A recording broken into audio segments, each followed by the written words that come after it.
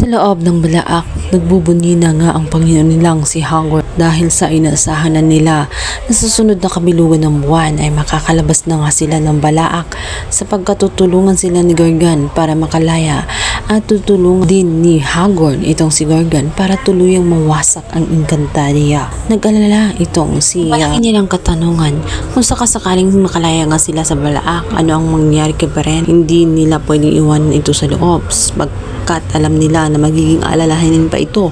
Sa oras nga na makatakas itong si Beren, hiniling ni Gorna na siya na lang ang may iwan. Subalit hindi pumayag na itong si Hagrid dahil sa naman siyang sigurista. Talagang tatapusin niya itong si Perena.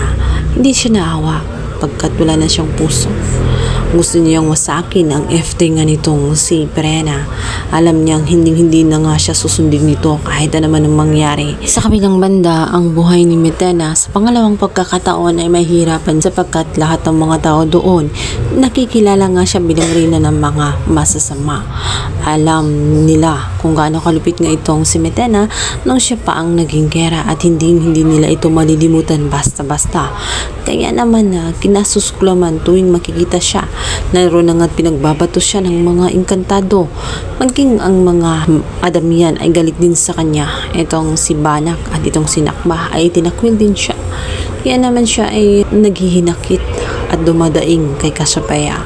Kung ano pa ang silbi ng kanyang buhay, gayon-ganon din ang mararanasan niya. Nung mga time na isinilang siya ay ganon din tinakwil din siya at kinasusuklaman. Kaya naman sa pagkakataong yun ay nawala na ng gana na mabuhay pa itong si Metena. Hiniling na lamang niya dito sa kanyang kapatid na si Cassiopeia na tama na hanggang doon lamang siya at kunin na lamang siya para magkasama na nga silang dalawa. Subalit hindi pa natatapos ang nakatakda para sa kanya.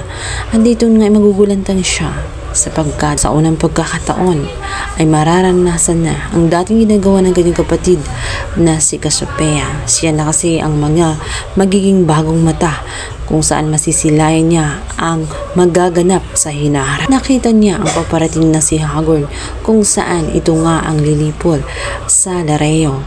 Isang malaking panganib ang nagbabadya na paparating.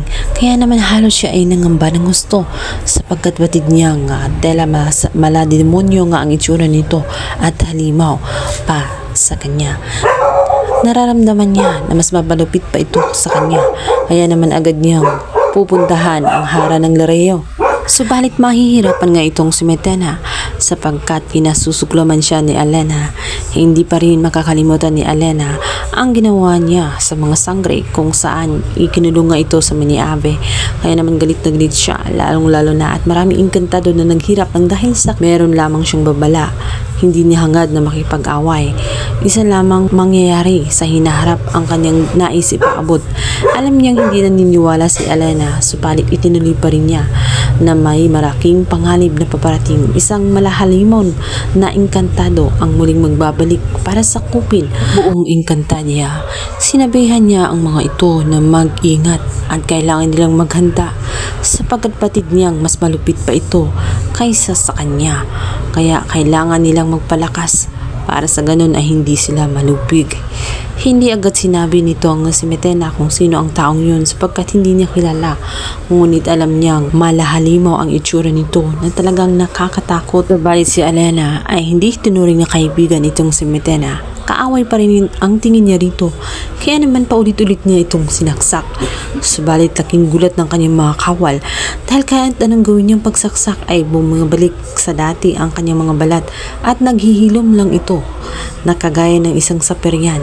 Ibig sabihin ay hindi na talaga mamamatay itong si Metena sapagkat sinimulan na niya ang kanyang bagong tadhana kung saan siya na nga ang magiging gabay ng mga Encantadia.